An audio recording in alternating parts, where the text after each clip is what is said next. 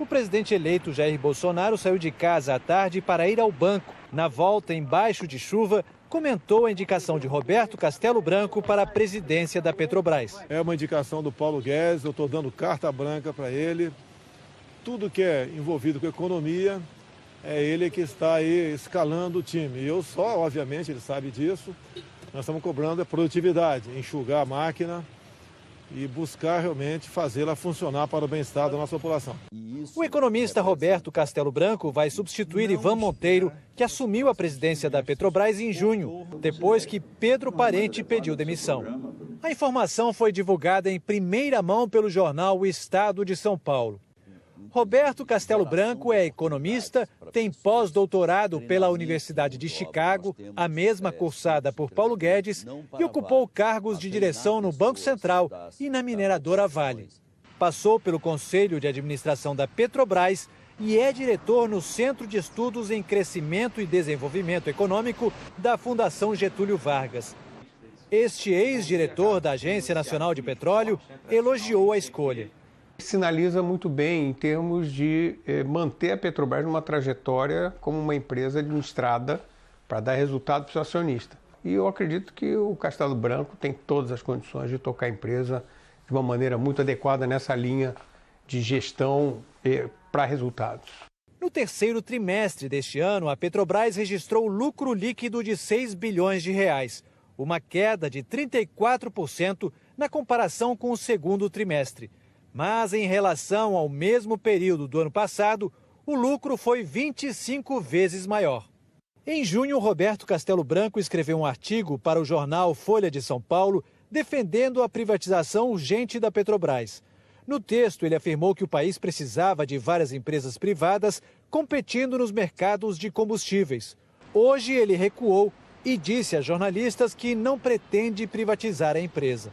O presidente eleito Jair Bolsonaro disse hoje que considera a Petrobras estratégica, mas admitiu a possibilidade de privatizar uma parte da empresa. Eu não sou uma pessoa inflexível, mas nós temos que, com muita responsabilidade, levar avante um plano como esse aí. Eu vi lá atrás com muito bons olhos a questão da Embraer, nós podemos conversar, tá certo? Agora, entendo que uma empresa estratégica que pode ser privatizada em parte, ela pode ser em parte sim. A Petrobras confirmou que o atual presidente, Ivan Monteiro, deixará a companhia em 1º de janeiro e informou que ainda não foi comunicada pelo governo de transição sobre a indicação de Roberto Castelo Branco. A empresa declarou que aguarda a oficialização para adotar os trâmites internos necessários. Está na pauta de amanhã do Senado um projeto que enfraquece a lei da ficha limpa. Políticos condenados antes de 2010 ficariam inelegíveis por 3 anos e não por 8 anos, como decidiu o Supremo Tribunal Federal. A lei da ficha limpa estabelece que o político condenado em segunda instância na Justiça deve ficar 8 anos inelegível, ou seja, fora das disputas eleitorais. Mas antes da lei ser aprovada, em 2010, não era assim. Esse afastamento era de apenas 3 anos. Por causa disso, esse ponto da lei da ficha limpa foi questionado na Justiça e o caso acabou no Supremo Tribunal Federal. Foi julgado em plenário no dia 4 de outubro do ano passado. E, por maioria, os ministros decidiram que a lei da ficha limpa deve ser aplicada para todos. No caso dos políticos condenados antes de 2010, quando a lei entrou em vigor, o tempo de inelegibilidade passou de 3 anos para 8 anos. 2 semanas depois, no entanto, o senador Dalírio Beber, do PSDB de Santa Catarina, apresentou um projeto de lei para mudar o entendimento do Supremo e não aumentar o tempo em que os políticos condenados antes de 2010 devem ficar inelegíveis. Como já se passaram 8 anos, a proposta alcançaria poucos condenados, mas abre brecha na lei.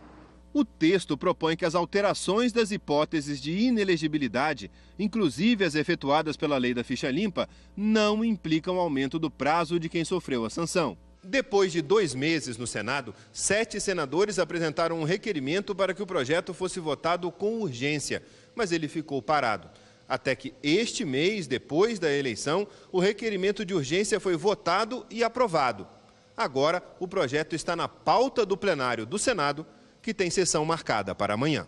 O senador Dalírio Beber diz que apresentou o projeto porque considera injusto um condenado que já cumpriu os 3 anos sem poder ocupar cargo público tenha a pena estendida. Esta decisão, por ter transitado em julgado, se cumprida, né, faz com que este punido não mais se sujeite a qualquer outro tipo de punição. É muito claro, não existe nada no projeto de lei que apresentei que vise alterar o projeto de ficha limpa que existe no Brasil. A proposta recebeu críticas de alguns senadores. Randolfo Rodrigues, líder da rede, já está recolhendo assinaturas para derrubar a urgência em votar o projeto. É um jeitinho para beneficiar condenados anteriormente a 2010. É a vulnerabilização da lei da ficha limpa. É para beneficiar condenados a concorrerem nas próximas eleições. Na última reunião de líderes, surgiu uma proposta de retirar o projeto de pauta. No entanto, isso ainda não foi votado. Eu penso que nós aqui não podemos agora dar as costas à sociedade brasileira, apoiando ou votando a toque de caixa essa matéria. A Justiça de São Paulo tornou réu por corrupção e lavagem de dinheiro o ex-prefeito e ex-candidato à presidência Fernando Haddad, do PT. Segundo a denúncia, o então tesoureiro do partido negociou em nome de Haddad para que uma empreiteira pagasse dívida de campanha com propina de contratos da Petrobras. De acordo com a denúncia, entre abril e maio de 2013, o tesoureiro do PT, João Vacari Neto, pediu ao então presidente da empreiteira UTC Engenharia, Ricardo Pessoa, 3 milhões de reais. O dinheiro pagaria uma dívida de campanha do recém-eleito prefeito de São Paulo, Fernando Haddad, do PT, com uma gráfica do ex-deputado estadual do PT, Francisco Carlos de Souza, o Chicão. Ainda segundo o Ministério Público, Vacari falava em nome de Haddad. Além de Haddad, Vacari e Chicão, também viraram réus o ex-diretor da UTC, Valmir Santana, Ricardo Pessoa e o doleiro Alberto Youssef, que teria organizado os pagamentos. João Vacari Neto está preso em Curitiba por condenação em outro processo. O Ministério Público diz que o dinheiro que teria sido pago a Haddad era parte de uma dívida de 15 milhões de reais que Ricardo Pessoa teria com João Vacari Neto. Tudo isso, segundo o promotor Marcelo Mendrone, era propina, decorrente de contratos da UTC com a Petrobras. O juiz Leonardo Barreiros reconhece que não há na denúncia a indicação de que houve um ato de ofício ligando Fernando Haddad com o suposto esquema, como um documento assinado. Mesmo assim, diz que tribunais superiores têm aceitado as denúncias sem a exigência desses atos praticados pelo servidor. Fernando Haddad também é réu na esfera civil, acusado de improbidade administrativa na construção de uma ciclovia, no tempo em que foi prefeito de São Paulo. A assessoria de Fernando Haddad declarou que a ação é mais uma tentativa de reciclar a delação de Ricardo Pessoa, que, para a defesa, não tem credibilidade.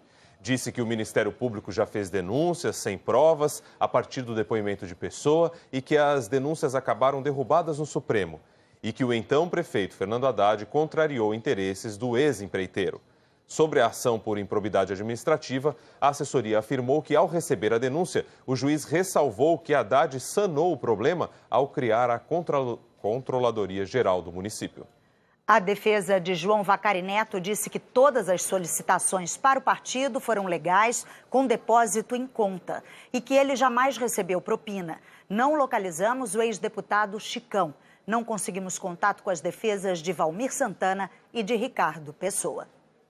A juíza substituta Gabriela Hart deu a primeira sentença dela na Lava Jato e condenou o ex-diretor da Petrobras, Renato Duque, por corrupção e lavagem de dinheiro a 6 anos e 8 meses. Ele teve a pena reduzida pela metade porque a juíza considerou que Duque colaborou com a justiça. Duque está preso desde 2015 e já foi condenado em outros processos da Lava Jato. O brasileiro que preside o conselho de administração da montadora japonesa Nissan foi preso hoje. Ele é acusado de sonegação fiscal e de uso indevido de bens da empresa.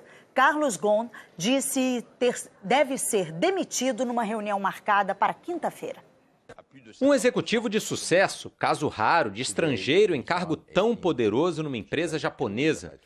Carlos Ghosn, nascido em Rondônia e que também tem nacionalidade francesa, chegou à Nissan em 1999 e ganhou fama e respeito por reestruturar financeiramente a empresa. Também dirigiu a Renault e, quando o grupo incorporou a Mitsubishi há 2 anos, passou a presidir a aliança, sediada em Yokohama, cidade vizinha a Tóquio. A principal acusação contra Ghosn é de sonegação fiscal. Ele teria declarado rendimentos abaixo do que realmente recebeu, além de, em parceria com o diretor Greg Kelly, americano, ter se apropriado de ativos da empresa. Num comunicado, a Nissan Renault afirmou que já estava conduzindo uma investigação interna por suspeitas de má gestão. Disse também que apoia o trabalho da justiça japonesa e pediu desculpas aos acionistas que viram os papéis do grupo despencarem nas bolsas de valores da Europa. Ghosn foi interrogado, segundo os promotores, colaborou e logo um mandado de prisão foi expedido.